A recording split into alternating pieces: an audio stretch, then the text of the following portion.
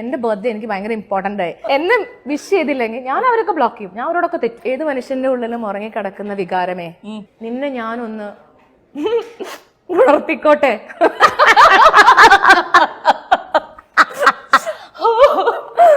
അത് അടിപൊളിയായിട്ടുണ്ട് കേട്ടോ. പക്ഷെ ഇത് എങ്ങനെ സാധിക്കുന്നേ?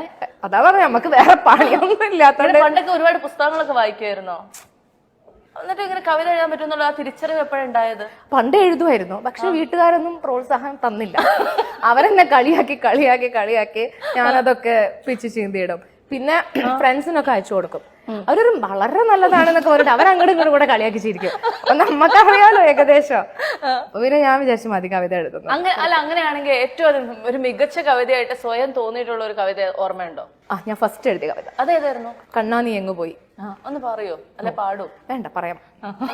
കണ്ണാ നീ എങ്ങു പോയി, എന്റെ കാണാമറയത്ത് പോയോ, നിത്യവും നിന്നെ ഞാൻ കാണുന്നതല്ലേ, നിത്യവും നിന്നെ ഞാൻ അറിയുന്നതല്ലേ, കണ്ണാ നീ എങ്ങു പോയി.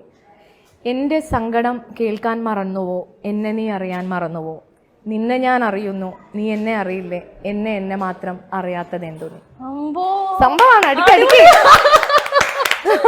കവിത കൊള്ളാട്ടോ. ഈ കവിത ഒന്ന് ഫേമസ് ആക്കി ഞാൻ ഇതങ്ങോട്ട് മാക്സിമം ഷെയർ ചെയ്ത്. അതെ, അത്രേ ഉള്ളൂ. ഞാൻ അങ്ങോട്ട് അയച്ചു തരാം, ഷെയർ ചെയ്യണം കേട്ടോ. ഓക്കെ. അല്ല, എന്നാലും ഈ കവിത പോലും വീട്ടുകാർ പ്രോത്സാഹിപ്പിച്ചില്ലേ ഇത് കേട്ട് കഴിഞ്ഞിട്ട്? ദൈവമേ, വെരി ബാഡ് അല്ലേ? എന്റെ വീട്ടുകാര് ഇടയ്ക്ക് അമ്മേനോട് എന്ന് പറഞ്ഞിട്ടില്ലേ, എന്നിലെ ആ കവിയെ അമ്മയൊക്കെ കാരണം സീരിയസ്ലി അവര് മനസ്സിലാക്കിയില്ല, കൊന്നു കളഞ്ഞില്ല. ഇപ്പോഴും അതിനകത്ത് ചേച്ചിന്റെ ഹസ്ബൻഡുണ്ട്, ആൾക്ക് എന്റെ കവിത ഇഷ്ടമാണ്. അപ്പൊ ആൾ എന്നെ കൊണ്ട് എഴുതിപ്പിക്കും. പക്ഷെ അപ്പുറം നിന്ന് ചേച്ചി ഇരിക്കും. അപ്പൊ ചേട്ടൻ പറയും അത് നീ നോക്കണ്ട കേട്ടോ, അവൾക്ക് ബുദ്ധി ഇല്ലാത്തോണ്ടാ, നീ എഴുതിക്കോളാന്ന് പറയും. അപ്പൊ ആള് ഭയങ്കര സപ്പോർട്ടാ. ആരെങ്കിലും ഉണ്ടല്ലോ നമ്മളെ സപ്പോർട്ട് ചെയ്യാനായിട്ട്, നമ്മുടെ സുഹൃത്തുക്കളാണെങ്കിലും അപ്പുറത്തൊന്ന് മാറി. അല്ല, ചേച്ചിന്റെ ഹസ്ബൻഡ് ഭയങ്കര സപ്പോർട്ടാണ്, ആൾക്ക് എന്റെ കവിത ഭയങ്കര ഇഷ്ടമാണ്. പക്ഷെ നമ്മുടെ സ്വന്തം ഭർത്താവിനോട് പോയി പറഞ്ഞിട്ട് കാര്യമില്ല. എന്താ അറിയോ, കണ്ണാ നീ എങ്ങ് പോയി അവിടെ ചോദിക്കുള്ളൂ, എങ്ങോട്ട് പോയി എന്നൊക്കെ ചോദിക്കും. അതിന് വേണ്ടിട്ട് ഹിന്ദിയിൽ കവിത എഴുതാറുണ്ടോ? ഇല്ല അല്ലെ? അത്ര വലിയ എഫേർട്ടുകളൊന്നും നമ്മൾ ഇതൊക്കെ മാറ്റി എഴുതി ഉണ്ടാക്കാൻ അത്ര ഒന്നും നമ്മൾ എഫേർട്ടുകൾ എടുക്കാറില്ല. എന്നാലും ഇങ്ങനെ ഓക്കെ, ഭർത്താവിന്റെ ഒരു ബർത്ത്ഡേ ഗിഫ്റ്റ് ആയിട്ട് ഒരു കവിത ഇരിക്കട്ടെ എന്നൊക്കെ വിചാരിച്ചിട്ട് എപ്പോഴാലും കൊടുത്തിട്ടുണ്ടോ? ആള് അത്ര ഒരു കലാബോധം എനിക്കത് ഫീൽ ചെയ്തിട്ടില്ല. കലാപം ഉണ്ടാക്കുമെന്ന് വിചാരിച്ചതുകൊണ്ട് ഞാൻ ആ കലാബോധം ഇല്ലാത്ത ആൾക്ക് വെറുതെ എഴുതണ്ടല്ലോ, എഴുതിയില്ല.